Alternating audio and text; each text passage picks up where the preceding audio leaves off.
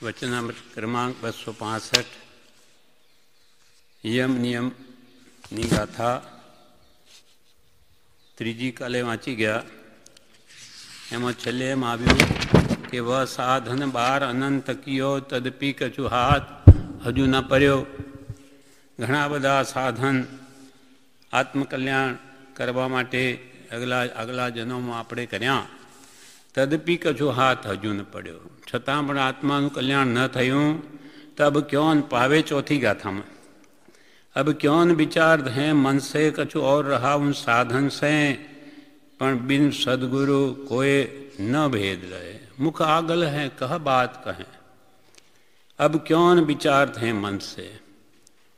એટલે આટલું પોતાની મેળે કર્યું સ્વચ્છંદે, છતાં કશું હાથમાં ન આવ્યું. ત્યારે જ્ઞાની પુરુષો આ જીવને સંબોધીને કહે છે કે મનુષ્ય ભાવ મળ્યો છે તો હવે મનથી કેમ વિચારતો નથી કે આ ઉપરના સાધનોથી કંઈ બીજું જ કરવા જેવું છે. સદગુરુ વિના ગમે તેટલી માથાકૂટ કરે તોય પાર આવે એમ નથી.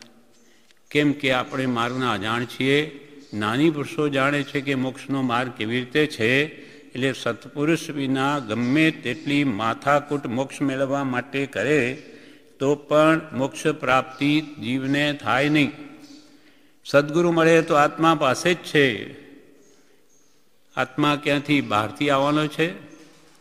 પોતે જ આત્મા છે, માત્ર એને ઓળખાણ કરવાની છે. આત્મા નામની વસ્તુ કોઈ બહારથી મળવાની નથી, પોતે જ છે.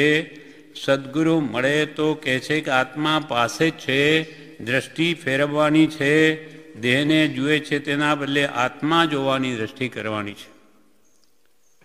માત્ર દ્રષ્ટિ કી ભૂલ હૈ ભૂલ ગયે ગત હી. આપણી દ્રષ્ટિ મિથ્યા દ્રષ્ટિ છે. એ દેહને પોતાનું સ્વરૂપ અને પરને પણ દેહ સ્વરૂપે જુએ છે, જ્યારે જ્ઞાની આત્મ સ્વરૂપે જુએ છે. દ્રવ્ય દ્રષ્ટિ જે જ્ઞાનીને આપણી પર્યાય દ્રષ્ટિ છે. એટલે કે છે દ્રષ્ટિ ફેરવવાની છે, દેહને જુએ છે તેના બદલે આત્મા જોવાની દ્રષ્ટિ કરવાની છે. પણ સદગુરુ વિના આવી દ્રષ્ટિ થાય નહીં. અનાદિની મિથ્યા દ્રષ્ટિ સત્પુરુષના ઉપદેશ વિના કે એમની આજ્ઞા ઉઠાવ્યા વિના એ દ્રષ્ટિ કદી ફરે નહીં. સદગુરુ વિના આવી દ્રષ્ટિ થાય નહીં. જીવ સમજે તો સહજ છે, નહીં તો અનંત ઉપાયે પણ હાથ આવે તેમ નથી. સમજે તો સાવ સચ, પોતે જ આત્મા છે, કંઈ બહારથી આવવાનો નથી. સમજે તો સહજ છે, નહીં તો કે જે અનંત ઉપાયે પણ પ્રાપ્ત થાય એમ નથી. એવો આત્મા છે. જ્ઞાનીઓ કહે છે પણ પકડે કોણ? જ્ઞાની તો કહે તું આત્મા છે, પણ એ વાત કોણ માને? સદગુરુ વિના કામ થાય એમ નથી. એટલે હમણાં જ આપણે બોલ્યા, પ્રથમ આત્મસિદ્ધિ થવા કરીએ, જ્ઞાન વિચાર અનુભવી ગુરુને સેવીએ. બુદ્ધજનનો નિર્ધાર, બુદ્ધજન એટલે જ્ઞાની પુરુષોના નિર્ધાર છે કે તમે કોઈ સાચા આત્મજ્ઞાની પુરુષને શોધો.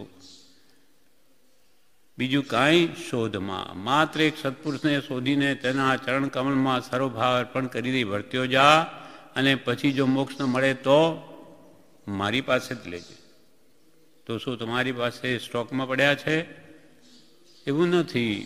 એ તું આ રીતે કરશે તો તને મુક્તિ મળશે જ. આ જ માર્ગ છે, બીજો કોઈ ઉપાય નથી. એટલે સદગુરુ વિના કામ થાય એમ નથી.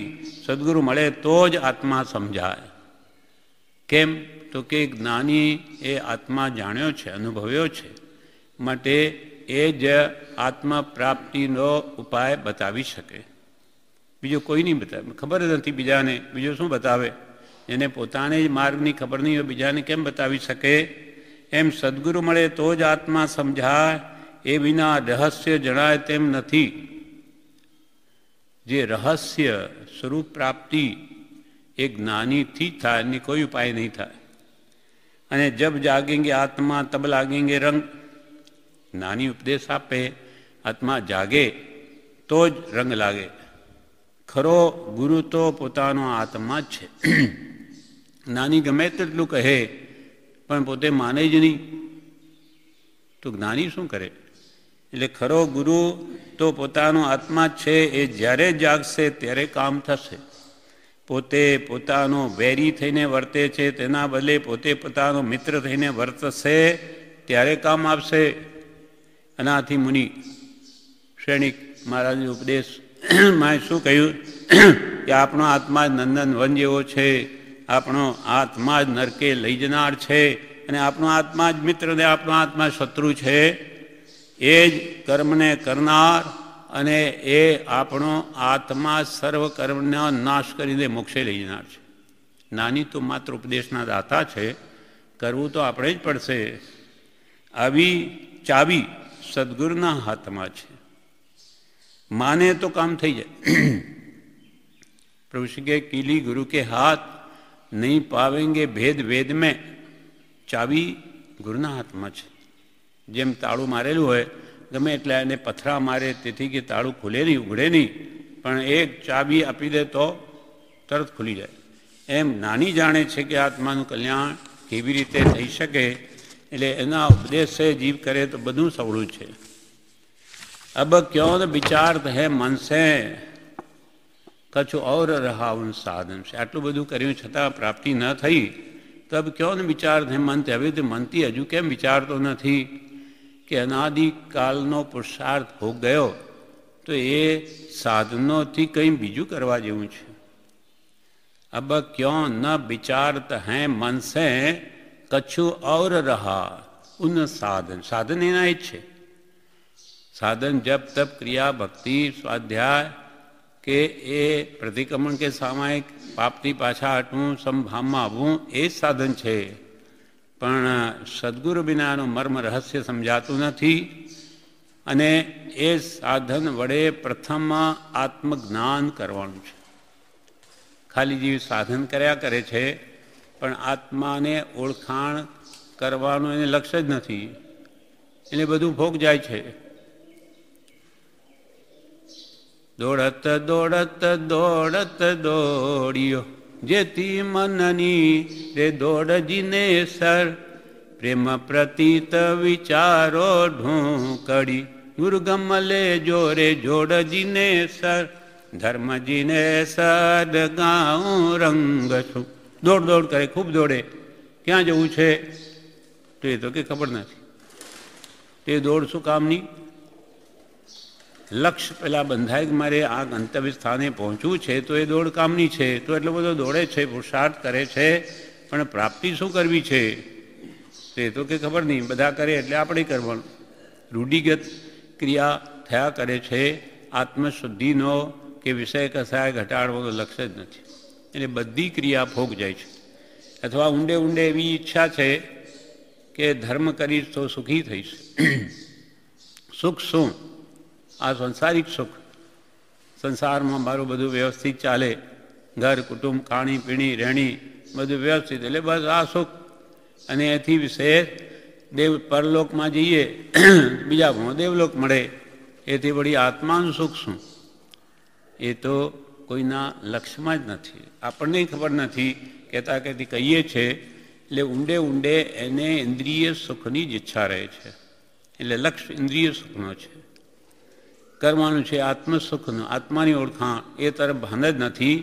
માટે બધી ક્રિયાઓ પુણ્ય ખાતે ચાલી જાય છે. કછું ઓર રહાવું સાધન છે, એટલે કે એ સાધન વડે પ્રથમ આત્મજ્ઞાન કરવું છે, આત્માની ઓળખાણ કરવી છે કે અનાદિકાલથી કેમ ભટકું છું, કારણ શું છે. કૃપાલદેવ કે છે પત્રાંક 183માં, સર્વ પ્રકારની ક્રિયાનો, યોગનો, જપનો, તપનો અને તે સિવાયના પ્રકારનો લક્ષ્ય એવો રાખજો કે આત્માને છોડવા માટે સર્વે છે, બંધન માટે નથી. જેથી બંધન થાય એ બધા ક્રિયાથી કરીને સઘળા યોગાદિક પર્યંત ત્યાગવા યોગી છે. સર્વ પ્રકારની ક્રિયાઓ કંઈ પણ કરો, જપ કરો, તપ કરો, પણ એ લક્ષ્ય રાખજો કે આ ક્રિયાઓ કરીને મારા આત્માને જન્મ મરણથી છોડાવવો છે. એને પુણ્ય બાંધીને ચાર ગતિમાં કે દેવલોક આદિમાં ભટકવું નથી, એ લક્ષ્ય એને થવો જોઈએ. જેથી બંધન થાય એવી ક્રિયાઓ જો હોય લક્ષ ક્રિયાઓ વડે જો બંધ થતો હોય તો કે એ ત્યાગવા યોગ્ય છે. ઉદામૃત ભાગ 2 કે છે, 278 પાન ઉપર કે છે કે આત્મજ્ઞાનના લક્ષ્ય વગરની ક્રિયા કરે તે પુણ્ય બાંધે પણ મોક્ષ ન થાય. આત્મજ્ઞાનના લક્ષ્ય વગરની ક્રિયા ખૂબ કરે તેથી પુણ્ય બાંધે પણ જીવનો મોક્ષ ન થાય. બીજા વ્રત નિયમ ઘણા કરે પણ આત્મજ્ઞાન વગર પુણ્ય ભોગવાઈને જતું રહે છે. ખૂબ ક્રિયા કરે, જપ કરે, તપ કરે, કેટલા ધ્યાન, કેવી કેવી ક્રિયાઓ, 28 માસ ખમણ વગેરે લોકો કરે છે. 99 વાર ચઢે છે પાલીતણા. કઈ આશાએ? મારું મોક્ષ થશે, મને કલ્યાણ થશે મારું. પણ એવા ઘણા વ્રત નિયમ કરે પણ આત્મજ્ઞાન ન હોવાથી કે આત્માનું લક્ષ્ય ન હોવાથી પુણ્ય બંધાય, કાંઈ ક્લેશ આદિ થાય એ પણ એ તો દેવલોક આદિમાં એક વાત જઈને ભોગવાઈને પાછા હતા ત્યાંના ત્યાં. પહેલામાં પહેલું આત્મજ્ઞાન કરવાનું છે. જે કંઈ કરવું તે આત્મજ્ઞાન માટે. એ એકડો છે. એકડા વગરના લાખ મીંડા હોય તો એની કોઈ કિંમત નથી. અને એકડો જ હોય તો એક સંખ્યા છે. 1 રૂપિયો, માનો કે 1 રૂપિયાની પણ કિંમત છે, પણ ખાલી મીંડા જ હોય. પહેલાં એકડો, આત્મજ્ઞાન રૂપી એકડો, આત્માર્થના લક્ષ્ય સહિતની ક્રિયા, પછી જેટલી વિશેષ તેટલા મીંડા વધારે, તેટલો વિશેષ લાભ. જે કંઈ કરવું તે આત્મજ્ઞાન માટે. આ પહેલો લક્ષ્ય થવો જોઈએ કે એ આત્મજ્ઞાન નહીં થયું તેથી જ હું અનાદિકાલથી રજડું છું. જે સ્વરૂપ સમજ્યા વિના, આખી આત્મસિદ્ધિની પહેલી ગાથાની પહેલી જ લીટી, હું શા માટે ભટકું છું? તો મને મારા સ્વરૂપનું જ ભાન નથી કે હું કોણ છું. હું કોણ છું? ક્યાંથી થયો? શું સ્વરૂપ છે મારું ખરું? હું કોણ છું? ક્યાંથી થયો? શું સ્વરૂપ છે મારું ખરું? મારું ખરું સ્વરૂપ શું છે? આ દેહ તે હું છું? આ ચામડા હાડકાનો બનેલો સપ્ત દુર્ગંધમય ધાતુનો દેહ તે હું છું કે એથી કંઈ બીજું? હું કોણ છું? ક્યાંથી થયો? ક્યાંથી થયો? તો કે સત્પુરુષની કૃપાથી થયો. આ મનુષ્ય ભાવ મળ્યો મને, અને નિશ્ચયને જોતા હું તો અનાદિથી છું, મારો જન્મ છે જ નહીં. હું કોણ છું? ક્યાંથી થયો? શું સ્વરૂપ છે મારું ખરું? મારું ખરું સ્વરૂપ શું છે? જે જ્ઞાનીએ જોયું તે સર્વજીવ છે, સિદ્ધ ભગવાન જેવો છું. કોના સંબંધે બળગણા છે રાખું કે પરહરું? કોના સંબંધે વળગણા છે? સ્ત્રી, પુત્ર, સગા સંબંધી, માતા પિતા, સગા વહાલા, એ બધા સાથેનો સંબંધ છે તે રાખું? એનો જ મોહ પોષીને દ્રઢ કરું કે અંતરથી કાઢીને પરિહરું? એ મોહને છોડું? કોના સંબંધે વળગણા છે રાખું કે પરહરું? એના વિચાર વિવેકપૂર્વક શાંત ભાવે જો કર્યા તો સર્વયાત્મિક જ્ઞાનના સિદ્ધાંત તત્વો અનુભવ્યા. વિવેકપૂર્વક, હિતાહિતના ભાન સહિત કે મારા આત્માનું હિત શામાં છે એમ વિચારીને પછી નિર્ણય કરું તો આત્મજ્ઞાન થઈ જાય, ને આત્માનું લક્ષ્ય બંધાઈ જાય અને આગળ વધતા સ્વરૂપ પ્રાપ્તિ થઈ જાય. એટલે અહીંયા કે છે જે કંઈ કરવું તે આત્મજ્ઞાન માટે. જ્ઞાનીની શિખામણ ભૂલવા જેવી નથી. વ્રત નિયમ હોય પણ એકડા બગડના મીંડા છે. આત્મજ્ઞાનનું લક્ષ્ય નથી, આત્મિક જ્ઞાને નથી, તો ગમે તેટલી ક્રિયા જપ તપની હોય, બધા એકડા વગરના મીંડા. ક્રિયા માન્ય નથી, પુણ્ય બાંધે, પણ પુણ્ય તો એવું એકાદ ભાવ દેવલોકનું સુખમાં આપી પાછા હતા અહીંયા 4 ગતિમાં જ લાવે. એવું હવે નથી જોઈતું. હવે તો જન્મનો અંત કેમ આવે એ જોઈએ છે. વ્રત નિયમ હોય પણ એકડા વગરના મીંડા છે. અભવ્ય જીવ પણ વ્રત નિયમ પાળે. અભવી જેનો કોઈ કાળે મોક્ષ ન થાય એવા પણ જીવો જગતમાં છે. જેમ કે કલ્લું મગ હોય, મગમાં એવા અમુક મગના દાણા એવા હોય કે જે આપણે તપેલીમાં આધણ મૂકીને ચડાવીએ પણ એ તો કાંકરાની જેમ એવા ને એવા જ રહે. ગમે એટલા આધણમાં એને ઉકાળો એ સીજે જ નહીં. તેમ અમુક અભાવી જીવો એવા છે કે એ કોઈ કાળે મોક્ષને પામવાના નથી. એ બી પુરુષાર્થ એટલો કરે છે કે એના તલ જેટલા ટુકડા કરી દીધા હોય એના શરીરના, તો પણ સંભાવ રાખે, ક્ષમતા બોલે નહીં. એના ફળમાં નવ ગ્રેબેક સુધી ચાલ્યો જાય. 12 દેવલોકની ઉપર 9 ગ્રેબેક તે વિમાન સુધી ચાલ્યો જાય. તેના ઉપર તો સમ્યક દ્રષ્ટિ જીવો જ છે. 5 અનુત્તર વિમાન, પછી મોક્ષ સ્થાન છે, ત્યાં સુધી એ ચાલ્યો જાય ઉપર. પણ એનું લક્ષ્ય મોક્ષનો આત્માર્થ હોતો જ નથી. મને ક્ષમતા ન રાખવું તો હું દુઃખ ભોગી સંસારમાં, નહીં તો મને સુખ મળશે. એ લક્ષ્ય એટલું બધું એ સહન કરે છે. એટલે આ કહે છે આ ભવ્ય જીવ પણ વ્રત નિયમ પાળે, તલ જેટલા કકડા કરે તોય ક્રોધ ન કરે. તેથી 9 ગ્રેબેક સુધી જાય છે, પણ એ આત્મજ્ઞાનનો લક્ષ્ય બંધાયા વગર કરે છે. આત્મજ્ઞાનનું એની લક્ષ્ય નથી. એટલું બધું સહન કરે છતાં કસાય ઓછા કરે તેટલું વધારે પુણ્ય બંધાય. કસાય ઘટાડ્યા એટલે એને પુણ્ય બાંધ્યું. તેથી દેવલોકના સુખ વગેરે મળે, પણ એ તો રહેવાનું નથી. એ ત્યાંથી તો ચબવાનું જ છે. દેખાઈને જતું રહે છે. સુખ દેખાય અને બાજુ ચાલ્યું ગયા હાથમાંથી. બાકી ખાલી હાથે પાછો આવે. દેવલોકમાં દેવાળું કાઢીને આવે. પુણ્ય બાંધીને દેવલોકમાં ગયો, ત્યાં બધું પુણ્ય ભોગવી અને ખાલી હાથે પાછો આવે. ઉઠતો ત્યાંથી તો એકંદરીમાં જતો રહે. એવું કહે છે અંત વખતે 6 મહિના એને એટલી દુઃખ થાય અને ખબર પડી જાય કે હવે 6 મહિના જ આયુષ્ય છે, તો પછી આ બધું સુખ મારું જતું રહેશે. હવે આપણા કરતો તો હજારો ગણું સુખ હોય ત્યાં. બધું જતું રહેશે અને હું મળમૂત્રની ખાણમાં ઘરમાં જઈને પડીશ, જાનવર કે મનુષ્યના. નહીં, મને નહીં ગમે. ત્યાં અત્યંત પીડા પામે છે કે જેટલું સુખ ભોગવ્યું બધું એનો આ ધ્યાન કરી નીકળી જાય. અને એને મનમાં એમ થાય કે આ મળમૂત્રની ખાણ એવા ગર્ભમાં જઈને પડવું, એના કરતાં તો હું કોઈ ચંદનના વૃક્ષમાં ચાલી જાઉં તો સારું. ચંદનનું વૃક્ષ સુગંધીદાર હોય, ત્યાં હવે મળમૂત્ર જેવી કંઈ હોય નહીં, તો એવા ભાવ કરે કે એવામાં હું ચાલી જાઉં તો કેવું સરસ. એવી ભાવના ભાવતા ભાવતા સીધું કે છે પંચેન્દ્રિયમાંથી સીધો એકંદ્રી થઈ જાય.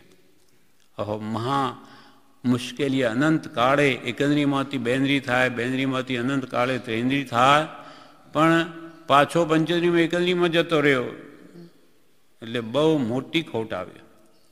જેમ કે માણસ કરોડો કમાવા જતાં એવું નુકસાન આવે સાપની સીડીની જેમ કે સીધે કરોડપતિનો રોડપતિ થઈ જાય. બધું જતું રહ્યું તેવું બધું ખોઈ નાખે છે. એમ મહાપુરુષો કે દેવલોક તો ભયંકર છે. ત્યાં વિષય વાસનામાં જીવ પડીને બધો દેવાળું કાઢી અને એકંદરીમાં ચાલ્યો જાય. એવા દેવલોકનું સુખ કદી ઈચ્છવાય ગયું નથી. ખાલી હાથે પાછો આવે આત્મા ભૂલાઈ જાય છે. અને હું વ્રત કરું છું, હું તપ કરું છું એમ જીવને અભિમાન થાય છે. આત્મા તો ભૂલાઈ જાય. શા માટે હું વ્રત તપ કરું છું? અને પાછો એનું અભિમાન કરે. તપ કરવાનું પાછું એને અહંકાર હોય કે જાણે હું કેટલું કરું છું, બીજા કંઈ કરતા નથી. પછી બીજાને કે ભાઈ તમે કંઈ કરો છો, કંઈ કરવું જોઈએ. પોતે કરે છે ને એટલે એ બતાવવા કે હું તો આમ કરું છું, તેમ કરું છું. અથવા તમે ક્યાં ગયા હતા? કે ફલાણા ભાઈને મળવા ગયો તો એમ નહીં, આજે ઉપવાસ હતો ને એટલે પછી શું કરવું, એટલે ત્યાં મળવા ગયો હતો. પણ તમને કોણે પૂછ્યું તમારે ઉપવાસ હતો કે નહીં? પણ લોકો જાણે કે હું કંઈ કરું છું. આમ જીવને દેખાડવાનો જ ભાવ રહે છે મોટા ભાગે નાની પુરુષના શરણ વગરની ક્રિયા બધી અભિમાન જ કરાવે છે. એટલે હું આત્મા ભૂલાઈ જાય છે અને હું વ્રત કરું છું, તપ કરું છું એમ જીવ અભિમાન કરે છે. એટલે આત્મસિદ્ધિમાં ગાથા લખી, લયો સ્વરૂપન વૃત્તિનું ગ્રહ્યો વ્રત અભિમાન, ગ્રહી નહીં પરમાર્થને લેવા લૌકિક માન. લૌકિક માન, લોકો તરફથી માન મેળવવા માટે તપસ્યા થઈ. લયું સ્વરૂપના વૃત્તિનું, આ વૃત્તિઓ આપણી બહાર ભટકે છે અને એનું પાછું અભિમાન કરે છે. વૃત્તિઓ ભટકે બહાર અને માને કે હું તો વ્રતી છું. તે વ્રત બાહ્યથી દેખાવ માટે કર્યું, મન તો તારું બહાર ભટકે છે. તે લયું સ્વરૂપ ન વૃત્તિનું અને પાછું ગ્રહ્યું વ્રત અભિમાન, વ્રતનું પાછું અભિમાન ગ્રહણ કર્યું. લેવા લૌકિક માન, તે આત્મકલ્યાણ એથી ન થાય. એટલે હું વ્રત કરું છું, તપ કરું છું એમ જે અભિમાન કરે છે, ખરી રીતે પહેલું આત્મજ્ઞાન થાય પછી વ્રત નિયમ આવે તો તે કર્મને છેદવાના શસ્ત્રો છે. આત્મજ્ઞાન રૂપી પહેલાં એકડો મંડાય, પછી એના ઉપર મીંડા રૂપે વ્રત તપ આવે તો એ જરૂર કર્મને છેદે. પછી પંચ મહાવ્રત પાળે તો તે નકામું ન જાય, કેમ કે એને આત્મજ્ઞાન છે માટે આત્મામાં રહી શકે છે. શ્રાવકપણું પાંચમે પણ આત્મજ્ઞાનના લક્ષ્ય વગર કરે તો માત્ર પુણ્ય બાંધે. પંચ મહાવ્રત પાળે પણ આત્મજ્ઞાનનું લક્ષ્ય ન હોય તો કે જે માત્ર પુણ્ય બાંધે એ પણ ચારિત્ર ભગવાને કયા પ્રમાણે નિર્મળ હોય તો, એવો ઓછો દોષ લગાડતો હોય તો ઉડતો બંધન થાય. પંચ મહાવ્રત પાળે તો તે જો આત્મજ્ઞાન ન હોય તો નકામા જાય, પણ આત્મજ્ઞાનના લક્ષ્ય વગર કરે તો માત્ર પુણ્ય બાંધે. આત્મજ્ઞાન ચોથે ગુણસ્થાન કે થાય છે, શ્રાવકપણું પાંચમે અને પછી છઠ્ઠે મુનિપણું આવે છે. મુનિપણું કેટલું દૂર છે. પહેલાં તો આપણે પહેલે ગુણસ્થાન પહોંચીએ, કેટલા પુરુષાર્થ કરીને મિથ્યાત્વ તોડીને, એ પહાડ તોડવા કરતાં વિશેષ છે. 7 પ્રકૃતિઓ અનંત વાર એ યથા પ્રવૃત્તિકરણ સુધી આવ્યો છતાં સમ્યક ન પામ્યો. એ ચોથે જેવું મહાદુર્ધર છે. તો ચોથે પણ નથી આવ્યો તો છઠ્ઠું ક્યાંથી આવે? ચોથી ક્લાસમાં પાસ ન હોય અને હું તો છઠ્ઠામાં છું, અરે તું તો ચોથીમાં નથી, હજુ પહેલામાં છે. એમ સમ્યક દર્શન વગર શ્રાવકપણું પણ નથી. આપણે ખરેખર શ્રાવક કહેવાઈએ ભલે લૌકિક રીતે, પણ આપણામાં શ્રાવકપણું નથી. શ્રાવક તો ઘણી ઊંચી દશા છે. 5મું ગુણસ્થાન છે. સમ્યક દર્શન પછી 12 વ્રત આવે સહી, અને પછી મુનિવ્રત આવે. છઠ્ઠે ગુણસ્થાન કે ખાલી કપડાં બદલી નાખીએ તેથી કંઈ મુનિપણું ના આવે. કે છે કે માથું મુંડાવી લીધું પણ મન મુંડાવ્યું નથી. મન તો ત્યાંનું ત્યાં જ છે. મન તો વિષય કસાય ભરેલા જ છે. તો કે કલ્યાણ નહીં થાય. લોકો ભલે સાધુ કહે, મહાત્મા કહે, તેથી કંઈ એને મોક્ષ ન મળે. કૃપાલ કે કોઈ આપણને સમકીદી કે તમે તો સમકીદી છો, આ તમારી શું વાત કરવી? તો કે એ તો વાત તે વાત છે, દશા તે દશા છે. દશા તે વાત નથી અને વાત તે દશા નથી. લોકો તો ઘણી છાપ આપી દે, તમારા જેવા કહો કોણ છે, તેથી કંઈ થઈ ગયું હોય. જેમ કોઈ મૂર્ખ હોય એમ માને કે હું તો જવાહરલાલ નહેરુ છું, ટોપી પહેરી લે ને કે હું તો જવાહરલાલ નહેરુ. હવે એને માની લીધું, એ તો ગાંડો છે. તેમ કે લોકો એને ન માને કે તો કે ઓહો જવાહરલાલ નહેરુ થઈ ગયો, અથવા હું તો પ્રધાનમંત્રી છું. એમ માનવાથી કંઈ થતું નથી. એટલે દશા એવી આવે તો જ કલ્યાણ છે. વ્રત નિયમ ખરી રીતે તો પહેલાં આત્મજ્ઞાન થાય, પછી વ્રત નિયમ આવે તો તે કર્મ છેદવાના શસ્ત્રો છે. પછી પંચમહાવ્રત પાળે તો તે નકામું ન જાય, પણ આત્મજ્ઞાનના લક્ષ્ય વગર કરે તો માત્ર પુણ્ય બાંધે. આત્મજ્ઞાન ચોથે ગુણસ્થાન કંઈ થાય છે, શ્રાવકપણું 5મે અને છઠ્ઠે મુનિપણું આવે છે. ન કરવું એમ નથી કે બે તો શું પછી મારે આ તપ જપ કંઈ કરવા જ નહીં, ના એમ કહેવું નથી. ન કરવું એમ નથી, પણ આત્મજ્ઞાન કરીને જેટલું કરે તેટલું નિર્જરાનું કારણ થાય. ખરેખર આત્મજ્ઞાન પછી શુદ્ધ ભાવ એને પ્રાપ્ત થયો પછી એ પ્રતિ સમય કર્મને કાપે છે. એને નવીન બંધ નથી. અપોસી હોય બંધો નિધમ રસમ ન કુણી. કાં તો અલ્પમાત્ર બંધ કરે પણ નિર્ધ્વંસ પરિણામ એના થતા નથી. કેમ કે સાતે પ્રકૃતિઓનો ઉપશમ ક્ષયોપશમ કે ક્ષય થયેલો છે. માટે સમ્યક દ્રષ્ટિની વાત જ જુદી છે. એની બધી ક્રિયા છૂટવા માટે હોય છે. એટલે જેટલું કરે સમ્યક દ્રષ્ટિ તે નિર્જરાનું કારણ થાય આત્મજ્ઞાન હોય તો. પણ છતાં પણ કોઈ આવી ક્રિયાઓ કરે જપ તપ આદિની તો ના નથી. પાપ કરતાં પુણ્ય સારું છે. પાપ કરે એના કરતાં પુણ્યના કામ કરે સારું છે. જેમ કોઈ તડકામાંથી છાયામાં આવે તો સારું છે, કોઈ તડકામાં ઊભો રહે તો છાયામાં ઊભો રહે એ સારું જ છે. જેટલું કરવું હોય તેટલું લક્ષ્ય સહિત કરવું. કંઈ પણ ક્રિયાઓ કરીએ મારા આત્માના કલ્યાણ માટે કરું છું. કોઈ સંસારિક ઈચ્છા નહીં. મને તો જન્મ મળતી ભગવાન છોડાવ, બીજું કાંઈ મારે જોઈએ નહીં. એ લક્ષ્ય હોય તો તે પ્રમાણે થાય. હવે એના વિશે अब क्यों न विचारत है मन से कछु और रहा उन साधन से. साधन एना જ છે પણ લક્ષ્ય ફેરવાવું જોઈએ. એ લક્ષ્ય વગરની ક્રિયા જેમ આત્માર્થે થતી નથી તેમ લક્ષ્ય વગરનો કોઈ પણ પુરુષાર્થ મોક્ષ આપતો નથી. હવે અહીંયા કે છે આગળ કछु ઓર રહા ઉન સાધન છે, પણ બિન સદગુરુ કોઈને ભેદ રહે. સત્પુરુષ વગર એનું રહસ્ય કોઈ જાણી ન શકે કે કેવી રીતે જન્મ મળતી છૂટાય. બિન સદગુરુ, સદગુરુ કે બિના કોઈ ન ભેદ રહે, કોઈનું રહસ્ય પામી ન શકે. મુખ આગળ હે, તારા મોઢા આગળ જ છે. અર્થાત તું પોતે જ છું કે આત્મા બહારથી આવવાનો નથી. મુખ આગળ કહ બાત કહે. આના વિશે શું તને વાત કરીએ? તું પોતે જ ભગવાન છું, તું પોતે જ શુદ્ધ સ્વરૂપી છું નિશ્ચય ન એ. પણ કોઈ તને એ ભાન ન કરાવે તો નહીં થાય. બિન સદગુરુ કોઈ ન ભેદ લે, કેમ કે એમણે આત્મા જાણેલો છે એટલે બતાવી શકે.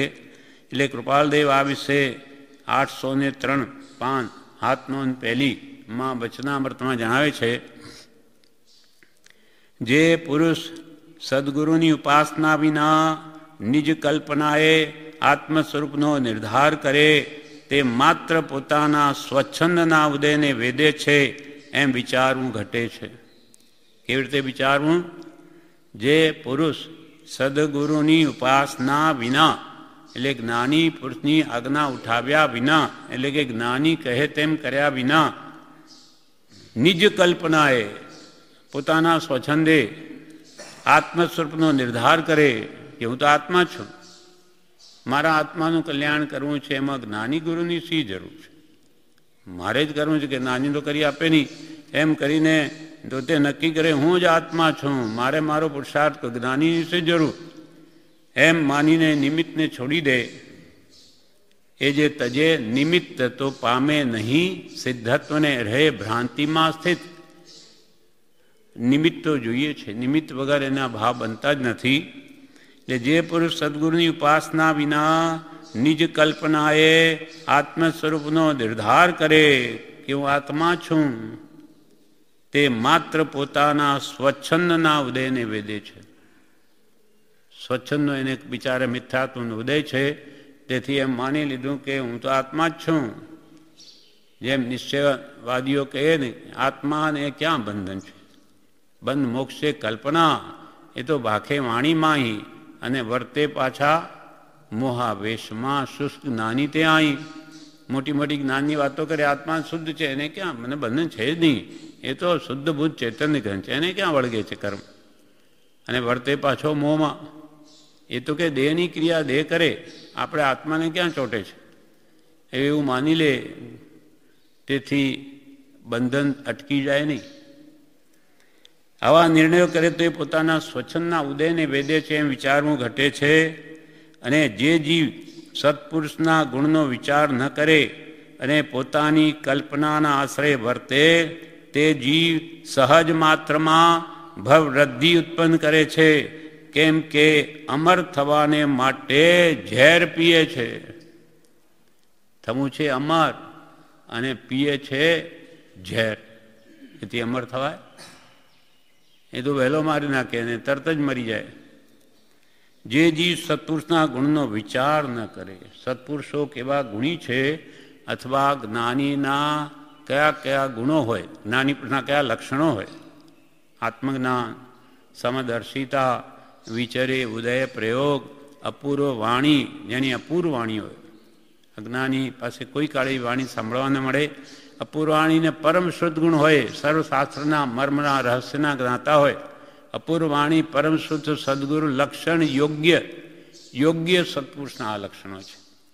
તો જે જીવ સત્પુરુષના ગુણનો વિચાર ન કરે, સત્પુરુષ કોને કહે, અને પોતાની કલ્પનાના આશ્રય વર્તે, એટલે પોતાની કલ્પનાથી કોઈને ગુરુ માની બેસે. આપણે હતા ગુરુ, પછી કુલ ધર્મના હોય કે ક્ષોભસમી હોય, વધારે શાસ્ત્ર અભ્યાસી હોય, કે બહુ તપસ્વી હોય, કે બહારથી બહુ ત્યાગી હોય, આપણા ગુરુ. એમ પોતાની કલ્પનાએ નક્કી કરી લે, તને પોતાની કલ્પનાના આશ્રય વર્તે. નાની કોને કહેવાય, એના લક્ષણો શું હોય, એ કંઈ પણ વિચાર્યા વગર પોતાની મતિ કલ્પનાએ નક્કી કરી દે કે આપણા તો ગુરુ. તે જીવ સહજ માત્રમાં ભવવૃદ્ધિ ઉત્પન્ન કરે, સહજ માત્રમાં. કેમ કે અમર થવાને માટે ઝેર પીએ છે. એને છૂટવું છે, મોક્ષ મેળવવો છે, પણ પકડે કોને છે કે પોતે ડૂબી રહ્યા છે સંસાર સમુદ્રમાં. એનો હાથ ઝાલે તો શું થાય, પોતે બુડે. તરવું છે સંસાર સમુદ્રથી, પણ પકડે છે ડૂબતાનો હાથ. તો કે સહજ માત્રમાં ભવવૃદ્ધિ કરે છે, કેમ કે અમર થવાને માટે ઝેર પીએ છે. ફરી કૃપાલદેવ પત્રાંક 449 કહે છે, એટલે આત્મ સ્વરૂપને જે પ્રાપ્ત પુરુષ હોય તે જ આત્મા જણાવી શકે, બીજો કોઈ આત્મ સ્વરૂપને સમજાવી ન શકે. તે વાત ત્યાં કરે છે. હવે એવો નિશ્ચય કરવો ઘટે છે કે જેને આત્મ સ્વરૂપ પ્રાપ્ત છે, પ્રગટ છે, તે પુરુષ વિના બીજો કોઈ તે આત્મ સ્વરૂપ યથાર્થ કહેવા યોગ્ય નથી. જેને સહજાત્મ સ્વરૂપ પ્રાપ્ત નથી, આત્માનો અનુભવ થયો નથી, તે પુરુષ વિના કોઈ બીજો આત્મ સ્વરૂપ યથાર્થ, જેને આત્મ સ્વરૂપ પ્રાપ્ત થયું છે તે પુરુષ વિના બીજો કોઈ આત્મ સ્વરૂપને યથાર્થ સમજાવી શકે નહીં. એને ખબર નથી એટલે કોઈ જણાવી ન શકે. અને તે પુરુષથી આત્મા જાણ્યા વિના, નાની પુરુષથી આત્માની ઓળખાણ થયા વિના બીજો કોઈ કલ્યાણનો ઉપાય નથી. આત્મજ્ઞાન ન થાય, આત્માની ઓળખાણ ન થાય, એટલે બહુ પુણ્ય કહેવાનું શું કે રે આત્મતારો શીઘ્ર એને ઓળખો, રે આત્મતારો શીઘ્ર એને ઓળખો. સર્વાત્મામાં સમદ્રષ્ટિ દ્યો, આ વચનને હૃદયે લખો. સર્વાત્મામાં સમદ્રષ્ટિ દ્યો, આ વચનને હૃદયે લખો. બધે લખો. કેવી રીતે લખો? ટંકોત કિરણવત કરી દો. પથ્થરમાં અક્ષર કોતર્યા હોય તો એ કોઈ દિવસ જાય નહીં. તેમ એવું લખો કે હું આત્મા છું, હું આ જડ એવો દેહ નથી, મળમૂત્રની ખાણ હું નથી.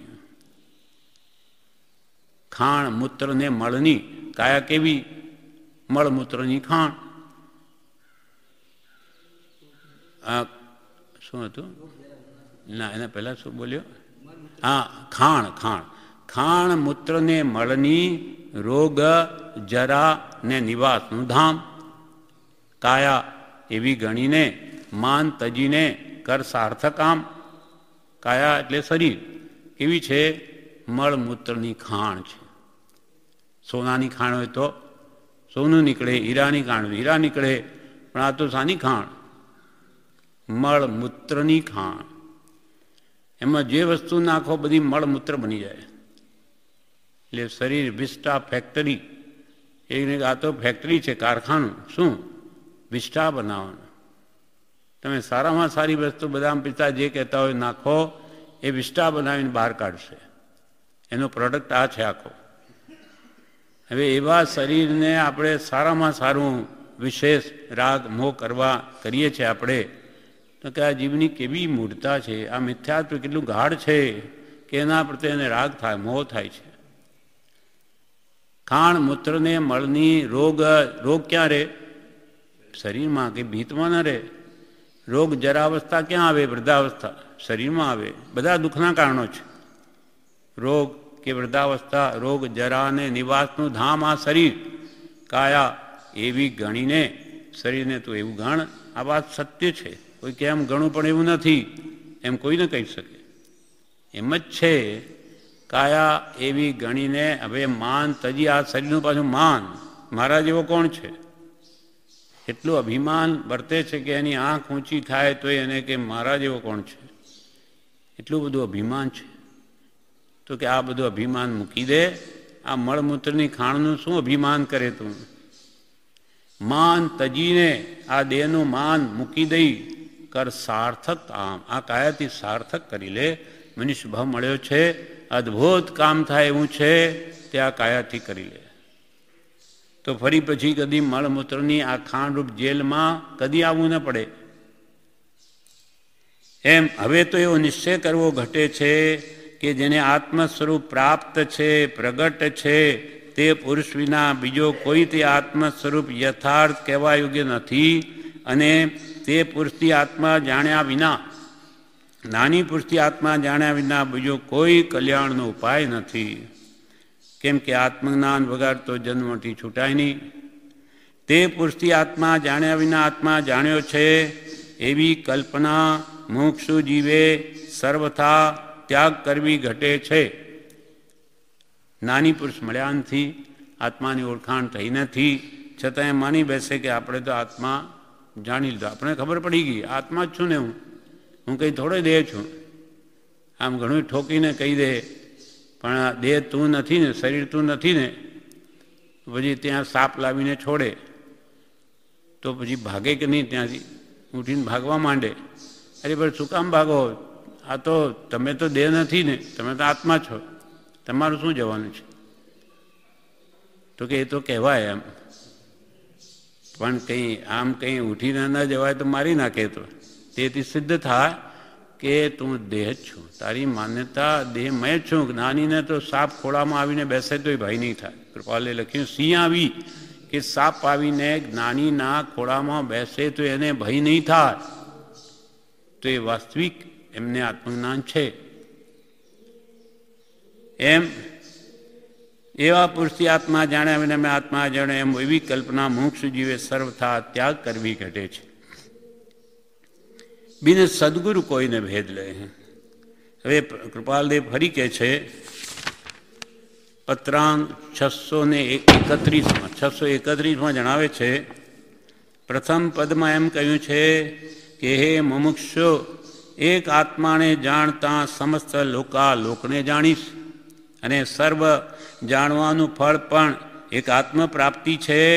માટે આત્માથી જુદા એવા બીજા ભાવો જાણવાની વારંવારની ઈચ્છાથી તું નિવડ અને એક નિજ સ્વરૂપને વિશે દ્રષ્ટિ દે કે જે દ્રષ્ટિથી સમસ્ત સૃષ્ટિ જ્ઞેયપણે તારે વિશે દેખાશે.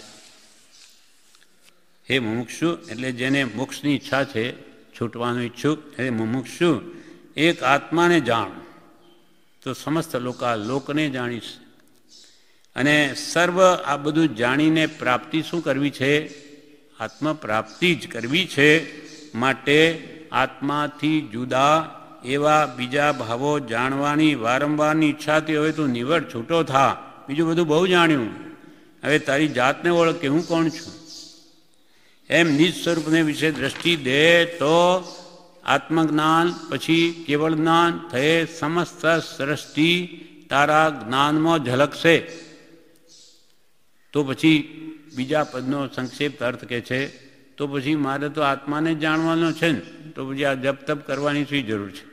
એ કે છે, હે મુમુક્ષુ, યમ નિયમાદિ જે સાધનો સર્વશાસ્ત્રમાં કહ્યા છે તે ઉપર કહેલા અર્થથી નિષ્ફળ થશે એમ પણ નથી કે ભાઈ યમ નિયમ આ બધા કરવા શા માટે? આત્મજ્ઞાન મેળવવાને તો આપણે એ જ કરો ને. આપણે તો આત્મજ્ઞાન કરવું છે, આત્માની સમજ મેળવી. આ યમ નિયમ સંયમ જપ તપ બધું શું કામ કરવાનું? જે સાધનો યમ નિયમ આદિ છે તે શાસ્ત્રમાં કહ્યા છે તે ઉપર કહેલા અર્થથી નિષ્ફળ થશે એમ પણ નથી, કેમ કે તે પણ કારણને અર્થે છે.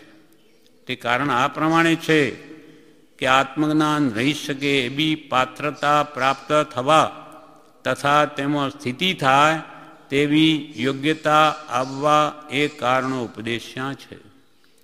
આત્મજ્ઞાન પ્રાપ્તિ કરીને એ આત્મજ્ઞાન માટે પહેલાં તો યોગ્યતા જોઈશે, પાત્રતા પહેલાં જોઈશે. પાત્ર એટલે વાસણ ન હોય તેમાં વસ્તુ સામા લઈએ, એટલે પહેલાં તમે પાત્ર બનો તો જ આત્મજ્ઞાન એમાં રહી શકે. એટલે આત્મજ્ઞાન રહી શકે એવી પાત્રતા પ્રાપ્ત થવા અને તે આત્મ સ્વરૂપમાં સ્થિતિ થવા માટે યોગ્યતા લાવવી જરૂરી છે. એટલા માટે આ કારણોપદેશા છે.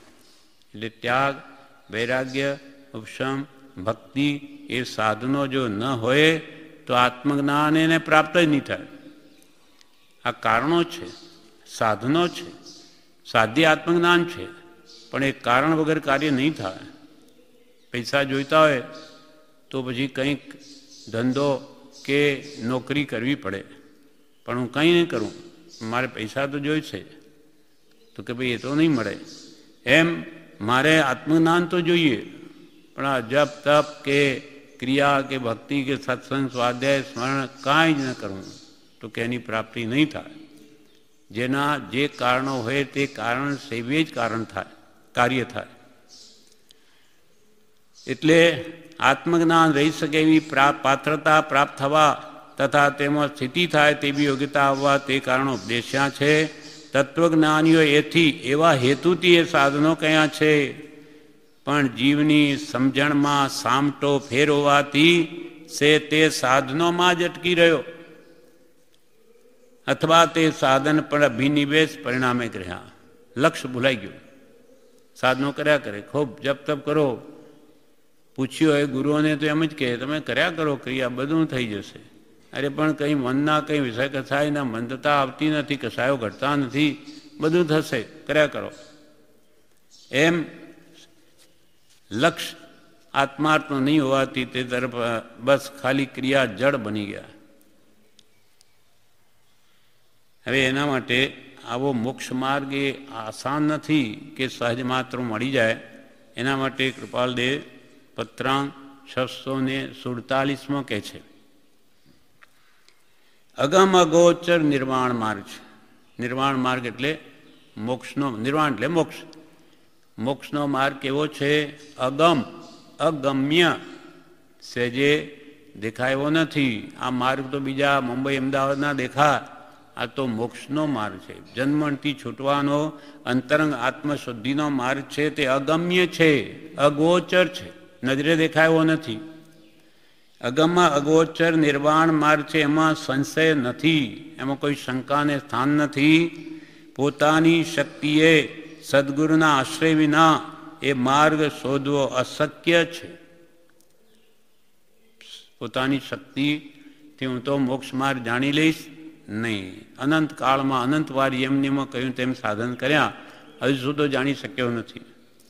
પોતાની શક્તિએ સદગુરુના આશ્રય વિના જેણે મોક્ષ માર્ગ જાણ્યો છે, જે મોક્ષ માર્ગમાં પ્રવર્તી રહ્યા છે, તેમના શરણ વિના, આશ્રય વિના એ માર્ગ શોધવો અશક્ય છે, અશક્ય છે. ગુરુ વિના જ્ઞાન થાય નહીં કોઈ કાળે. ગુરુ બિન જ્ઞાન ન ઉપજે, ગુરુ બિન મિલે ન ભેદ, ગુરુ બિન સંશય ના મિટે, જય જય જય ગુરુદેવ. વ્યવહારમાં પણ ગુરુ વગર જ્ઞાન થતું નથી. માટે આપણે પણ આપણા બાળકોને સ્કૂલ કે કોલેજમાં મોકલીએ છીએ કે ભાઈ જ્ઞાન ઘરમાં નહીં થાય તો ગુરુ પાસે જાઓ, ત્યાંથી મળશે. તેમ આપણે પણ કોઈ કળા શીખવી હોય તો એના ગુરુ પાસે જવું પડે. હાર્મોનિયમ શીખવું હોય તો એના જાણકાર હોય ત્યાં જવું પડે. પછી ઘરે ખાલી વાજુ વગાડતા મને તો આવી ગયું, ધમણ મારીને મને તો આવડી ગયું, એમ ન ચાલે. તે જે કળા જેની પાસે ત્યાં જ શીખવા મળે તેમ જ્ઞાન તો જ્ઞાનીમાં કળો. જ્ઞાન માટે જ્ઞાની પાસે જવું પડે તેમ આ સદગુરુના આશ્રય વિના એ માર્ગ શોધવો અશક્ય છે. મુક્તિનો માર્ગ એ જાણે છે એમ વારંવાર દેખાય છે. એટલું જ નહીં પણ શ્રી સદગુરુ ચરણના આશ્રય કરી બોધ બીજની પ્રાપ્તિ થઈ હોય એવા પુરુષને પણ સદગુરુના સમાગમનું આરાધન નિત્ય કર્તવ્ય છે. જેને નાની પુરુષના ઉપદેશથી સમ્યક દર્શન થઈ ગયું, આત્મજ્ઞાન થઈ ગયું હોય તેને પણ સદગુરુના સમાગમનું આરાધન નિત્ય કર્તવ્ય છે. કેમ કે સમકી થઈ ગયું તેથી કંઈ હવે તો એને કૃતકૃત્ય નથી થઈ ગયો કે ભાઈ હવે શું વાંધો, એ તો જતું રહે. ઠેઠ કેવળ દશા થતાં સુધી જ્ઞાનીઓ મૃત્યુને સમીપ જ રાખીને વર્તે છે. ઠેઠ કેવળ જ્ઞાન સુધી ભાઈ છે. કેવળ જ્ઞાન પછી આ પ્રતિપાતી છે, કોઈ જાય નહીં.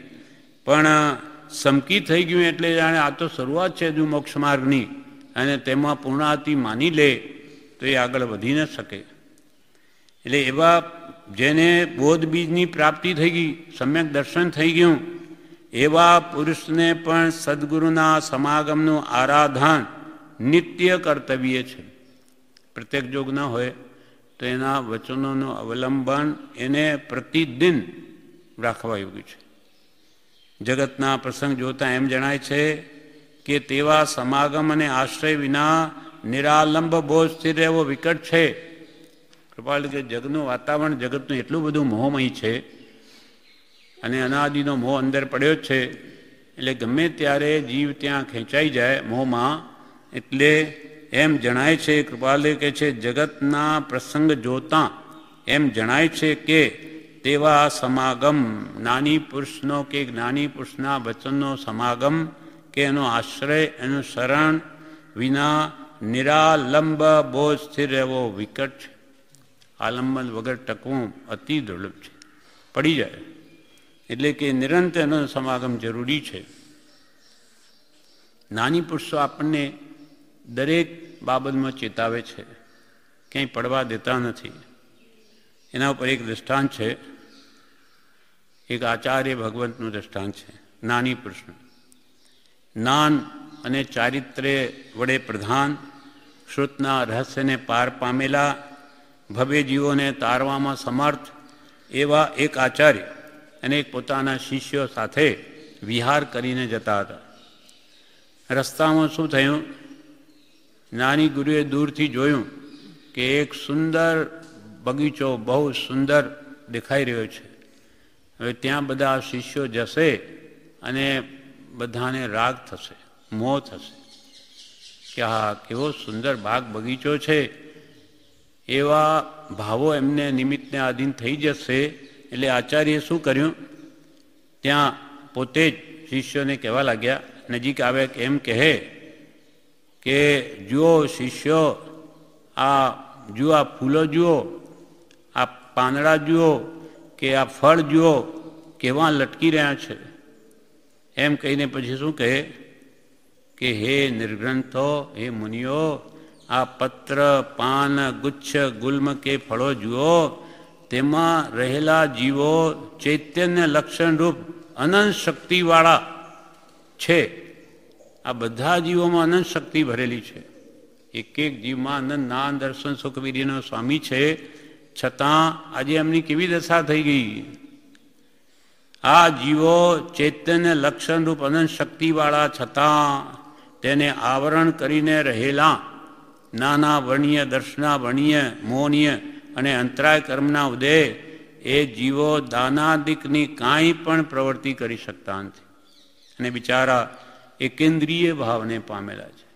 બધી ઇન્દ્રિયોથી માત્ર એક શરીર રહ્યું, બીજી કોઈ ઇન્દ્રિય જ નથી. જેમ ઇન્દ્રિયો ઓછી તેમ દુઃખ વધારે. પંચેન્દ્રિય આપણને હવે આપણામાં જ માની લો કે કોઈની જબાન નહીં ચાલતી હોય તો એને ઘણું વાત કરવી હોય પણ બિચારો કર્યા કરે, શું કરે, બોલી જ નથી શકતો. અથવા કોઈને જોવાની આંખ જતી રહી હોય, આપણને અનુભવ નથી પણ વિચાર કરીએ કે મને આંખ નથી તો હું શું કરું, કાયમની આખી જિંદગી ન હોય તો કેવું દુઃખ. એમ જેમ જેમ સંભળાતું નહીં હોય કોઈને. શું કહો છો? મને તો કંઈ સમજાતું નથી. હવે એક એક ઇન્દ્રિયોની કેટલી પીડા છે એ તો નહીં હોય તે જ જાણે છે. આપણે તો બધું છે એટલે ભાનમાં આવતું નથી. એ તો બિચારા એક ઇન્દ્રિય જ છે, ખાલી શરીર છે, બીજી કોઈ ઇન્દ્રિય નથી. આ જીવો અનંત શક્તિવાળા છે. દરેક જીવમાં અનંત જ્ઞાન, દર્શન, સુખ, વીર્ય બધું પડેલું છે, સિદ્ધ જેવા જ છે. પણ આજે જીવોની કેવી સ્થિતિ થઈ છે? કર્મને આધીન. એમ ગુરુએ શિષ્યોને ધ્યાનમાં લાવ્યું. એટલે જેથી રાગ ક્યાંથી થાય? જો આવા જીવો બિચારા દુઃખી છે અને એને જોઈને આપણે રાજી થઈએ, આપણે બાગ બગીચામાં જઈને આનંદ માનીએ કે આ કેવું સરસ છે, જો આ ફૂલો કેવા સુંદર છે, પણ આ જીવો કેવા દુઃખી છે. અને આપણે અનંતવાર આવી રીતે જન્મ્યા છીએ. આ ફરી મારે એવું દુઃખ ન આવે એ ભાવમાં જવાને બદલે અજ્ઞાનવશ એમાં આપણે રાગ કરીએ છીએ, મોહ કરીએ છીએ અને નવા એવા કર્મ બાંધીએ છીએ. એને સારું માનીએ છીએ. એટલે એકવાર ધરમપુરમાં કૃપાલે રહેલા, ત્યાં રણછોડભાઈના ત્યાં રહેલા. એટલે ત્યાં શમશાનમાં એકવાર ત્યાં બંધાતી હતી શમશાન, તો એક એ ડાઘુઓ માટે એક રૂમ હું બંધાવું. તો એમણે બંધાવી કે જ્યાં એ બેસી શકે, લોકો મરદાને લઈ જાય ત્યારે. તો ત્યાં એક પથ્થરનો, નદીના પથ્થર લાવીને એમણે એક એના અંદર કંઈ લખવાની ભાવના કૃપાલદેવને પૂછ્યું કે મારે આ પથ્થરની અંદર એવું કંઈ લખવું છે કે જેથી બધા અહીંયા ડાઘુઓ બેઠા હોય, ખાલી હોય, કામ તો કંઈ હોય નહીં, એટલે વાંચીને એને કંઈક લાભ થાય. તો એવું કહો. ત્યારે કૃપાલે શું કહ્યું કે શું લખો એમાં પથ્થરના કલર પથ્થરથી? તો એમ લખો ભાવના સિદ્ધિ. કૃપાલે આ કહ્યું ભાવના સિદ્ધિ લખો. એટલે છેલ્લા ત્યાં શમશાનમાં બધા ઊભા હોય, મળતું બળતું હોય, ત્યારે વાંચીને એમને વિચાર આવે કે આ જેવી ભાવના કરી હશે તેવી સિદ્ધિ મળે. હવે જો એને કેવા ભાવ કર્યા હશે તેવું એ પામ્યો. હવે એમ કૃપાલદેવે ત્યાં લખાવ્યું. પછી ત્યાં શું થતું હતું, એકવાર ત્યાં લઈ ગયા કૃપાલદેવને. તે વખતે કેળના પાન બહુ ફફડતા હતા આમ. એટલે કૃપાલદેવને આમ રાજી થઈને કહે કે જો કે આ સાહેબ કે આ કેળના પાન કેવા સરસ આમ તેમ ફફડે છે. ત્યારે કૃપાલદેવ જવાબમાં શું કહ્યું કે આવા વનસ્પતિ કાયમાં મોહ રાખવા જેવું નથી, નહીં તો ત્યાં જન્મ લેવો પડશે. તમારે જન્મવું પડશે એવા પાંદડામાં. તેમ ફૂલોમાં બહુ રાગ રાખશો તો કે ફૂલોમાં જન્મ લેવો પડશે, એકંદ્રિય થવું પડશે. એમ એ ગુરુએ શું કહ્યું કે આ બધા બિચારા જીવો એકંદ્રિય ભાવને પામેલા છે. વાયુથી કંપાયમાન, વાયુના ધક્કા આવે, સહન કરવા પડે. બલહીન, દુઃખી, ગરમી, શરદી, ઠંડી બધું એમને સહન કરવું પડે છે. ક્યાં જાય બિચારા? એવા આત્માઓ કોઈ પ્રકારના શરણ વિનાના અને જન્મ મરણના ફળથી યુક્ત છે. બિચારા જન્મે છે, મરે છે, એને કોઈ જન્મથી છૂટવાનો ઉપાય એ કરી શકતા નથી. પણ આપણે કરી શકીએ છીએ. આપણે મનુષ્ય થયા છીએ તો ફરી એવી યોનિમાં જવું ન પડે એવો આપણે પુરુષાર્થ કરવો જોઈએ. આ બિચારા બહુ દુઃખી છે. અહો, તેઓ અનુકંપા કરવા યોગી છે, રાજી થવાયું નથી. આખો એની વિચારધારાને ફેરવી નાખી ગુરુએ કે આ ફૂલોને જોઈને, સુંદરતાને જોઈને રાજી થવા જેવું નથી, પણ દયા લાવવા જેવું છે કે આ બિચારા જેવો કેવા દુઃખી છે. એવું અનુકંપા કરવા યોગી છે.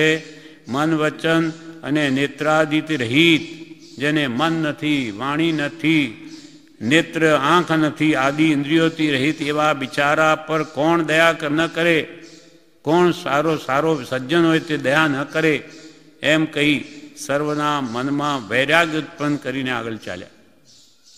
ગુરુ હતા તો ભાવ ફેરવી નાખ્યા, નહીં તો મોજ થાય. હવે એવું શું થયું? જ આગળ જતાં ફરી શું બન્યું? વિહાર કરી રહ્યા છે. વિહારમાં પોતાના શિષ્ય વૃંદ બધા સાથે છે અને ગુરુએ આગળ જો એક મોટું નગર આવી રહ્યું છે અને એમાં ગીત વાજિંત્રના શબ્દથી વિવાહિક ઉત્સવો થતા પ્રગટ દેખાતા હતા. નજીક આવ્યા કે કોઈનું લગ્ન થઈ રહ્યું હતું, ખૂબ ગામ શણગારેલું હતું, સ્વર્ગ જેવું લાગતું હતું. હવે આ બધાને જોઈને અહીંયા મોહ થઈ જશે શિષ્યોને. એટલે ગુરુ શું બોલ્યા? સાધુઓને ગુરુએ કહ્યું કે હે મુનિઓ, આજે આ નગરમાં મોહ રાજાની ધાડ પડી છે. આજે મોહ રાજાની ધાડ પડી છે આ નગરમાં. એટલે તેથી આ લોકો ઉછળ્યા કરે છે. આજે લગ્નમાં પેલા ડિસ્કો ડાન્સ કરે, નાચે, કેટલા કર્મ બાંધે, એકના નિમિત્તે કેવા કેવા ભાવો પોષે છે અને કેટલો મોહનીય કર્મને ગાઢ કરે. એટલે ગુરુએ કહ્યું કે આ બધા રાજા મોહન રાજાની ધાડ પડી છે, તેથી આ લોકો ઉછળ્યા કરે છે. તેઓ આત્મિક ભય કરીને વ્યાપ્ત છે. એને શા માટે ઉછળે છે? એને ભય લાગે છે કે મારું શું થશે, હવે હું કઈ ગતિમાં જઈને પડીશ. એટલે તેઓ આત્મિક ભય કરીને વ્યાપ્ત છે. અહીં પ્રવેશ કરવો આપણને યોગ્ય નથી.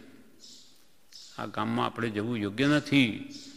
એટલે જાણે બાયપાસ કરીને ચાલ્યા જાઓ, બાયપાસનો રસ્તો ઉપરથી. આ ગામમાં પ્રવેશ યોગ્ય નથી. આ લોકો લોભપાસથી બંધાયેલા છે, માટે તેઓ અનુકંપાને યોગ્ય છે, નિંદાને યોગ્ય નહીં કહ્યું. દયા ખાવા જેવા છે. બિચારોને અજ્ઞાનવશ ભાન નથી ત્યારે આવું કરે છે. તેઓ અનુકંપાને યોગ્ય છે, પરંતુ તેઓ મોહ મદિરાનું પાન કરીને ઉન્મત્ત થયેલા હોવાથી ઉપદેશને યોગ્ય નથી. એ ઉપદેશ આપણે જે વાત કરીશું, કોઈ એનું ફળ આવે એમ નથી, કેમ કે મોહરૂપી મદિરા પીને ગાંડા થયા છે બધા. હવે ત્યાં ઉપદેશ આપવાથી કોઈ સાંભળવા નથી આપણો ઉપદેશ. એટલે પરંતુ તેઓ મોહ મદિરા એટલે મોહરૂપી દારૂ પીને ઉન્મત્ત એટલે ગાંડા થયેલા હોવાથી ઉપદેશને યોગ્ય નથી. માટે આપણે આગળ ચાલો. આપણે આ ગામમાં જવા જોઈએ નથી, આપણે આગળ ચાલો. તે સાંભળી સાધુઓ બોલ્યા, હે ગુરુદેવ, આપે અમને સારો ઉપદેશ આપ્યો. ઇત્યાદિ શુભ યોગમાં તત્પર થયેલા તેઓ વિહાર કરવા લાગ્યા. આવી રીતે આત્મતત્વની દ્રષ્ટિમાં તત્પર થયેલાને ગ્રામ, નગર કે જંગલ સર્વ વૈરાગ્યના કારણપણે થાય છે. જેની દ્રષ્ટિ તાત્વિક થઈ ગઈ, તત્વનું રહસ્ય સમજનારી થઈ ગઈ, વૈરાગ ઉપશમ હોય તો થાય. તેને તો પછી ગામ હોય કે નગર હોય કે જંગલ હોય, આ જંગલ હવે ત્યાં બાગ બગીચા, એને પણ એ પણ વૈરાગ્યનું કારણ થયું. એની દ્રષ્ટિ સમ્યક છે. માટે પણ ગુરુ વિના જ્ઞાન થાય નહીં. ગુરુ ન બતાવે તો એ મોહ જ થાય. એટલે કૃપાલદેવ કહે છે, કલિયુગ છે, માટે ક્ષણ વાર પણ વસ્તુ વિચાર વિના ન રહેવું. ભયંકર કલિયુગ વર્તી રહ્યો છે. અનંત કાળે આવો સમય આવે તે કાળમાં આપણે બેઠા છીએ. આ તો આટલું જ જાણે ટુકડો કંઈક કલિયુગથી રહી છે. બાકી સર્વત્ર ઝેર ઝેરને ઝેર છે. મોહનું ઝેર સર્વત્ર વ્યાપ્ત છે. એટલે કલિયુગ છે, માટે ક્ષણ વાર પણ વસ્તુ વિચાર વિના ન રહેવું. આત્મતત્વ, આત્મવસ્તુ કે હું દેહથી સર્વથી ભિન્ન છું, એ ભાવ વિના કે છે ન રહેવું. નાની પુરુષનો ક્યાંય યોગ નથી કે જેને બળ મળી શકે. એટલે સત્સંગ કે સત્પુરુષના વચન માત્ર હવે તો આપણને એક આધારરૂપ છે. એટલે અહીંયા કૃપાલદેવ વચનામૃતમાં 5-703 કહે છે, સત્સંગ અને સત્પુરુષ વિના કોઈ કાળે જીવનું કલ્યાણ થાય નહીં. આ ભમરની કોઈ પણ કાળમાં જો સત્સંગ કે સત્ય સાધન કે સત્પુરુષ નહીં હોય તો કોઈ કાળે કલ્યાણ નહીં થાય. સત્સંગને કૃપાલે કહે છે, સત્સંગને સત્ય સાધન વિના કોઈ કાળે પણ કલ્યાણ થાય નહીં. જો પોતાની મેળે કલ્યાણ થતું હોય તો માટીમાંથી ઘડો થવો સંભવે. લાખ વર્ષ થાય તો પણ ઘડો થાય નહીં, તેમ કલ્યાણ થાય નહીં. જો આપોઆપ કલ્યાણ થતું હોત તો અનંતકાળથી કેમ નહીં થયું? પછી દ્રષ્ટાંતથી આપણે સમજાવ્યું કે ભાઈ હવે એનો કંઈ પણ કર્યા વગર માટી છે. હવે અગર એની મેળે જ જો માટીમાંથી ઘડો થઈ જાય તો કેમ નહીં થતો? કેમ કુંભારને એને બનાવવો પડે? માટી તો છે જ. જેમ કુંભાર એને ઘડીને બનાવે તો જ એ ઘડો થાય, નહીં તો લાખ વર્ષે પણ માટીમાંથી ઘડો નહીં થાય. તેમ આપણો આત્મા સત્સંગ વડે, સત્ય સાધન વડે પુરુષાર્થ જો ન કરે, વાત સમજે નહીં, તો કોઈ કાળે પણ એનું કલ્યાણ નહીં થાય. અને ઊંધો પુરુષાર્થ હોય એમનીમાં કહ્યું તેમ તો પણ કલ્યાણ નહીં થાય. જેની જે રીત હોય તે પ્રમાણે જ કરવું પડે. હવે કૃપાળદેવ 5703 ઉપદેશ છાયામાં વચનામૃતમાં કે છે, આ ભવે જ્ઞાની મળ્યા આપણને પ્રભુશ્રીની કૃપાએ, પણ પુરુષાર્થ નહીં કરો તો આ યોગ પણ નિષ્ફળ જશે. અનંત ભવ તો ગયા, હવે આ ભવમાં પણ પુરુષાર્થ નહીં કરો તો આ ફિજુલ જાય. કૃપાલજી કહે છે, તીર્થંકરનો યોગ થયો હશે એમ શાસ્ત્ર વચન છે. આપણો આત્મા તીર્થંકરોની સભામાં જઈ આવ્યો છે એમ શાસ્ત્રોમાં કહ્યું છે, છતાં કલ્યાણ થયું નથી. તેનું કારણ પુરુષાર્થ રહિતપણાનું છે. ભગવાને જે કહ્યું તેમ નહીં કર્યું તો કેવી રીતે થાય? પુરુષાર્થ કર્યો તો ઘડો થયો, તેમ ભગવાન મળ્યા, બધો ઉપાય પણ બતાવ્યો, પણ તે પ્રમાણે કરે જ નહીં તો કેવી રીતે કલ્યાણ થાય? તીર્થંકરનો યોગ થયો છે એમ શાસ્ત્ર વચન છે, છતાં કલ્યાણ થયું નથી. તેનું કારણ શું? પુરુષાર્થ રહિતપણાનું છે. પૂર્વે જ્ઞાની મળ્યા હતા, છતાં પુરુષાર્થ વિના જેમ તે યોગ નિષ્ફળ ગયા. જ્ઞાની મળ્યા, ભગવાન તીર્થંકરો મળ્યા, પણ નહીં પુરુષાર્થ કર્યો તો યોગ નિષ્ફળ ગયો. તેમ આ વખતે જ્ઞાનીનો યોગ મળ્યો છે ને પુરુષાર્થ નહીં કરો તો આ યોગ પણ નિષ્ફળ જશે. જે અનંતા ભોગ ગયા એમાં આ વધારાનો આવી ગયો. પહેલાં તો લાખો ભવો પછી આ મનુષ્ય મળે અને એમાંય સત્પુરુષ મળ્યા, બધું ધ્યાનમાં આવ્યું, છતાં આપણે એમ ન કરીએ તો આ ભાવ ભોગ. તેમ આ વખતે જ્ઞાનીનો યોગ મળ્યો છે ને પુરુષાર્થ નહીં કરો તો આ યોગ પણ નિષ્ફળ જશે. માટે પુરુષાર્થ કરવો અને તો જ કલ્યાણ થશે. ઉપાદાન કારણ પુરુષાર્થ શ્રેષ્ઠ છે. આ નિમિત્ત મળ્યું સત્પુરુષનું, પણ ઉપાદાન આપણો આત્મા, એ પુરુષાર્થ ન કરે તો કોઈ કાળે કલ્યાણ નહીં થાય. નાનીઓ લાખ વાત કરે ને મારે તમારું બોધ નથી જોઈતો તો નાની શું કરે? માટે પુરુષાર્થ કરવો ને તો જ કલ્યાણ થશે. ઉપાદાન કારણ પુરુષાર્થ તે શ્રેષ્ઠ છે. એમ નિશ્ચય કરવો, કૃપાલ કે એમ નિશ્ચય કરવો કે સત્પુરુષના કારણ નિમિત્તથી, સત્પુરુષ કારણરૂપ નિમિત્ત છે, તેથી અનંત જીવ તરી ગયા છે. નિમિત્તથી તરી ગયા છે. કારણ વિના કોઈ જીવ તરે નહીં, કારણ વિના કાર્ય થાય નહીં. પણ સત્સંગ વિના આખું જગત ડૂબી ગયું છે. કૃપાલ કે સત્સંગ નથી કરતા એટલે આખું જગત ડૂબી ગયું છે. હવે પ્રભુશ્રીજી કહે છે, સદગુરુના યોગ વિના કરેલી કલ્પનાઓ મિથ્યા છે. આપણે કલ્યાણ માટે અનેક ઉપાય કરીએ કે ધ્યાનથી કે યોગથી કે સમાધિથી કે એવી યોગથી જીવનું કલ્યાણ થાય, પ્રત્યેક જીવનું કંઈ કલ્યાણ થવાનું નથી. જીવનું કલ્યાણ થવું તો જ્ઞાની પુરુષના લક્ષ્યમાં હોય છે અને તે પરમ સત્સંગે કરી સમજી શકાય છે. માટે તેવા વિકલ્પ કરવા મૂકી દેવા. હું એમ કરું તેમ કરું, કાંઈ નહીં, મારે જ્ઞાની કે એમ કરું. સદગુરુના યોગ વિના કરેલી કલ્પનાઓ મિથ્યા છે. પોતાની માન્યતા આડે સત્ય સમજાતું નથી. પોતાના દ્રઢ આગ્રહ થઈ જાય, જે કુળના આગ્રહ હોય કે જે મતમાં આપણે હોઈએ, ગચ્છ મતમાં, એ જ આપણો મત, તો એ સિવાય બીજા બધા ખોટા. હવે એવી માન્યતા હોય, દિગંબર શ્વેતાંબરનું કાપે ને શ્વેતાંબર દિગંબરનું કાપે તો કલ્યાણ ક્યાંથી થાય? પોતાની માન્યતા આડે સત્ય સમજાતું નથી. ત્યાગ વૈરાગ્ય વિના અને યોગ્યતાની ખામી હોય ત્યાં સુધી આત્માનું ભાન થાય નહીં. પ્રભુ શ્રી શું કહે? ત્યાગ વૈરાગ્ય આપણામાં ન હોય, એ યોગ્યતા છે, એના વગર તો આત્માનું ભાન નહીં થાય. ત્યાગ વૈરાગ ન ચિત્તમાં થાય ન તેને જ્ઞાન. ત્યાગ વૈરાગ્ય ન હોય, અંતર ત્યાગ સાચો ને બાહ્ય ત્યાગ પણ એના માટે હોય. બાહ્ય ત્યાગ પણ અંતર ત્યાગને સહાયરૂપ છે. પણ એને હોય ને મારે તો જ્ઞાન જોઈએ તો નહીં થાય. ફરી પ્રભુશ્રીજી પાન 201 ઉપર કહે છે, લઘુતા આવે તો પછી કેવું કામ થાય? આ તો માનમાં ને માનમાં રહ્યો કે આને કંઈ આવડતું નથી, આ કંઈ જાણતો નથી, લાવો ને હું વાત કરું. એ હું જાણે બીજા બધા, લાવો હું વાત કરું. ભૂંડું કરી નાખ્યું છે. હું જાણું છું, બીજા કંઈ જાણતા નથી. ભૂંડું કરી નાખ્યું છે.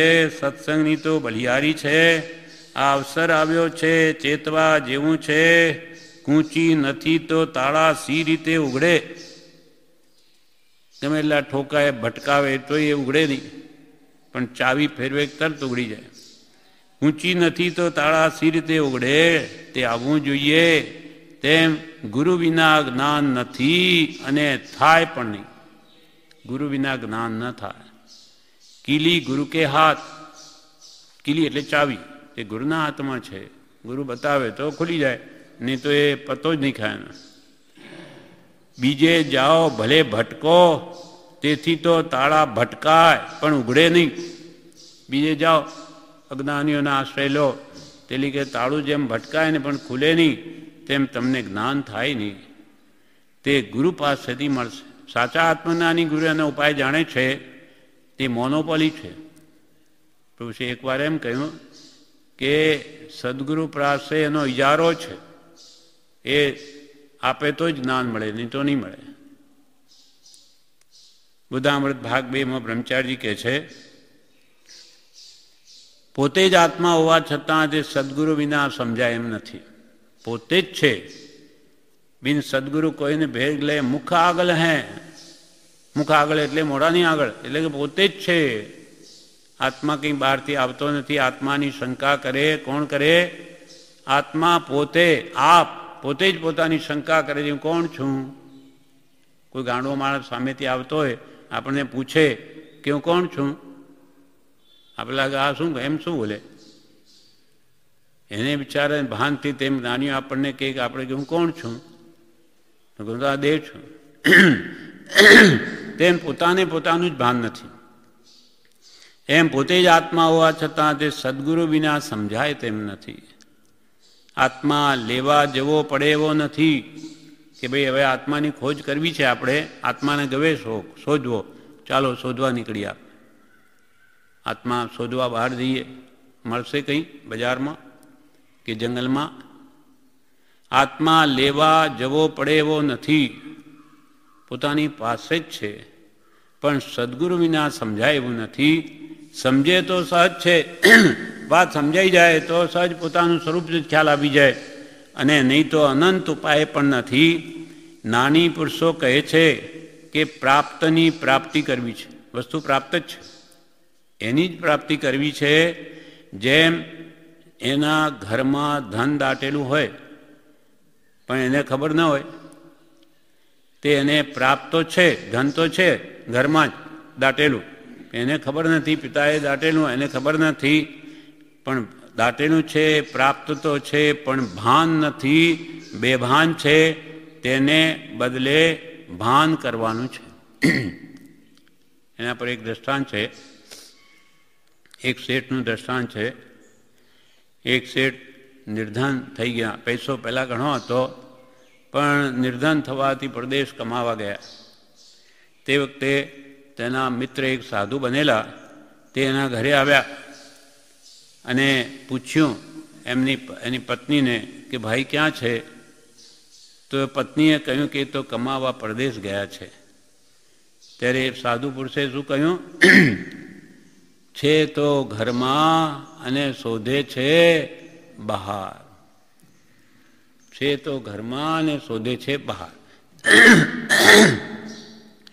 આમ ઇશારો કર્યો. હવે શેઠ ઘરે આવ્યા ત્યારે પત્નીએ વાત કરી કે તમારા મિત્ર જે સાધુ થયેલા આવેલા, ત્યારે શેઠે કહ્યું કે એ તો જ્ઞાની છે. એને ઇશારો કર્યો કે છે તો ઘરમાં ને શોધે છે બહાર. ક્યાં ઇશારો કર્યો? તો કે આ અહીંયા. તો કે અહીંયા ખોદો. મેં તો જ્ઞાની પુરુષ છે. ખોદ્યું તો અંદરથી ચરુનો ઘડો મળ્યો. બધા દાગીના પૂર્વે બાપ દાદાએ ભરેલા હતા, તે ખ્યાલ આવી ગયો. એમ પોતાની પાસે ઘરમાં જ હોવા છતાં તેનું ભાન નથી.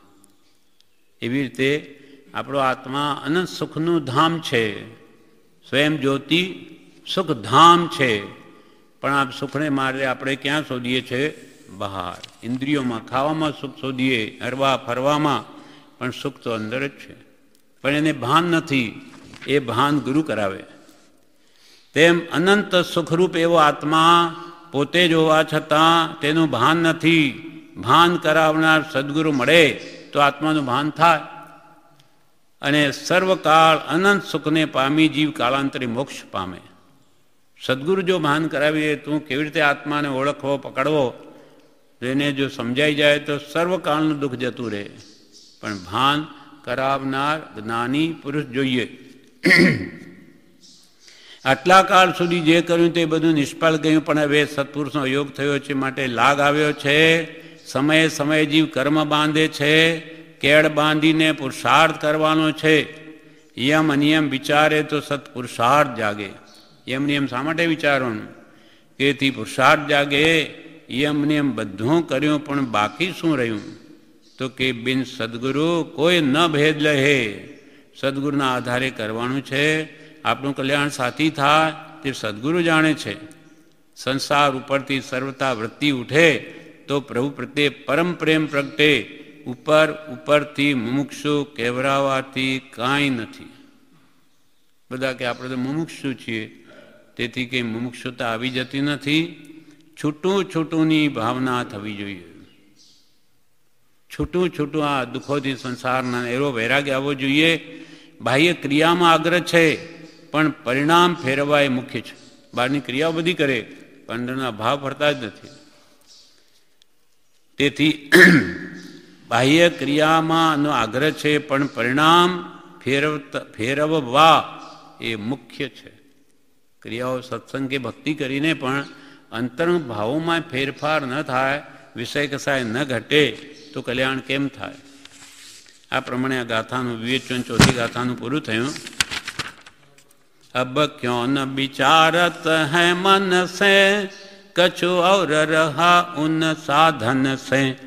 बिन सदगुरु कोयन भेद लहे, बिन सदगुरु कोयन भेद लहे. मुख आगल है कह बात कहे, मुख आगल है कह बात કહે. મુખ આગલ હે, ક્યાંય બહારથી આવવા નથી. પોતે જ આત્મા છે, પરમાત્મા છે, પણ કહ બાત કહે. ને એ સદગુરુ બિના બિન સદગુરુ કોઈને ભેલે. એનો લક્ષ્ય કર્યા આપોઆપ થાય જ નહીં. અનાદિકાલની એ રીત છે. કેમ કે અંતરંગ આત્મશુદ્ધનો મારે જાણ્યા વગર એવી રીતે પ્રાપ્ત કરે. એટલે સદગુરુનું શરણ તો લેવું જ પડશે. સાચા જ્ઞાનીને શોધવા પડશે અને એની આજ્ઞામાં રહે જીવનું કલ્યાણ થાય એમ છે. આ પ્રમાણે 4 ગાથાઓ પૂરી થઈ. 5મી ગાથા આવતી.